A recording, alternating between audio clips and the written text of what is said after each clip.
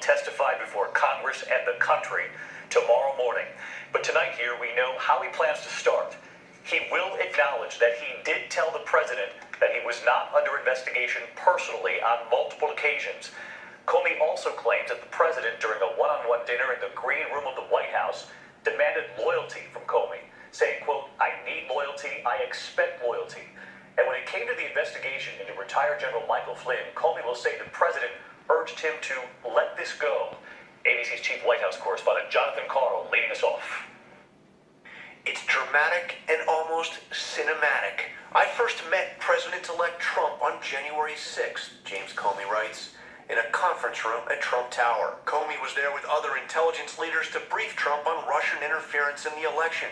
And when that meeting wrapped, Comey says, "I remained alone with the president-elect to brief him on some personally sensitive aspects of the information, even though it was salacious and unverified."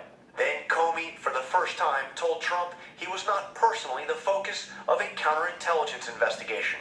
As soon as he left, Comey writes down what happened.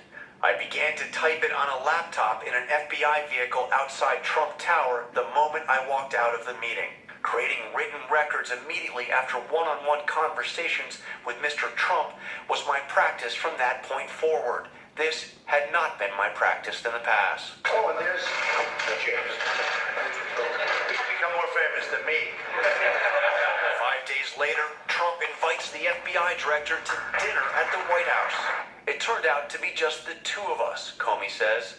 The president began by asking me whether I wanted to stay on as FBI director, which I found strange. A few moments later, the president said, "I need loyalty. I expect loyalty." I didn't move, speak, or change my facial expression in any way during the awkward silence that followed. We simply looked at each other in silence. Towards the end of the dinner, Comey says the president returned to the question of loyalty. He then said, "I need loyalty." I replied, "You will always get honesty from me." He paused and then said, "That's what I want, honest loyalty." I paused and then said, "You will get that from me." The next meeting, February 14th in the Oval Office, along with Vice President Pence, Attorney General Sessions, Jared Kushner, and others. Trump asks everybody to leave except Comey, who describes what happens next.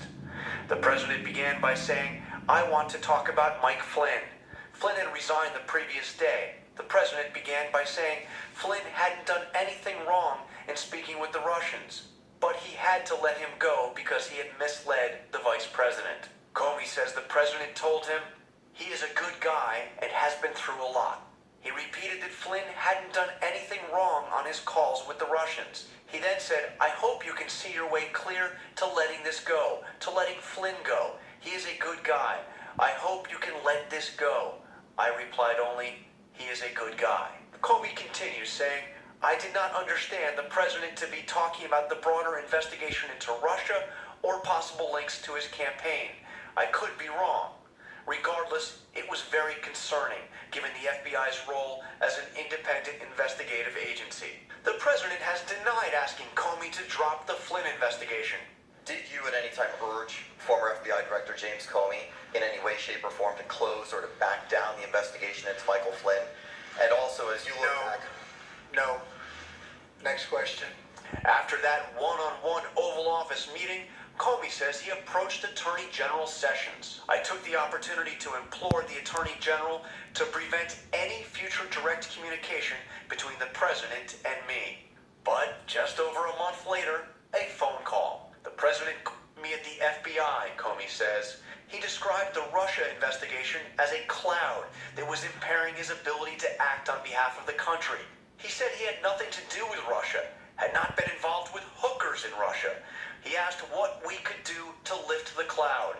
I responded that we were investigating the matter as quickly as we could. Comey says Trump then asked him to publicly say he was not under investigation. He repeatedly told me we need to get that fact out. Finally, on April 11th, one last conversation. Trump calling again, asking to have his name publicly cleared. And Comey says, cryptically adding this: "I have been very loyal to you, very loyal. We had that thing, you know."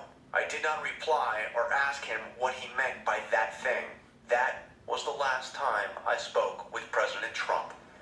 And so John Carl with us live tonight from the White House. And John, if Comey told the president on multiple occasions that he wasn't under investigation, why didn't Comey go public and say that President Trump is not personally under investigation and tell the American people?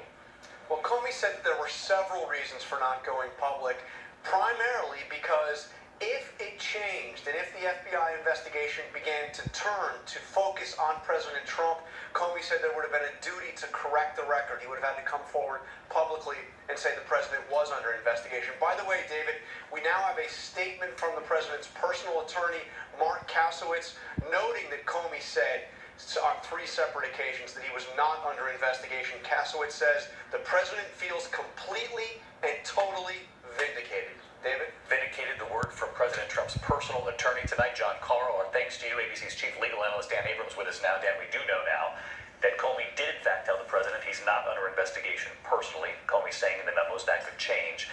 But Comey also writes in the memos, the president demanded loyalty, said he expects loyalty. And as we mentioned on the Michael Flynn investigation, he said, can you let this go? Is that appropriate between a president and an FBI director? No, it's totally inappropriate, and here's why. The FBI takes its independence very seriously, particularly when you're talking about an investigation that touches people around Donald Trump, even if it wasn't Donald Trump himself.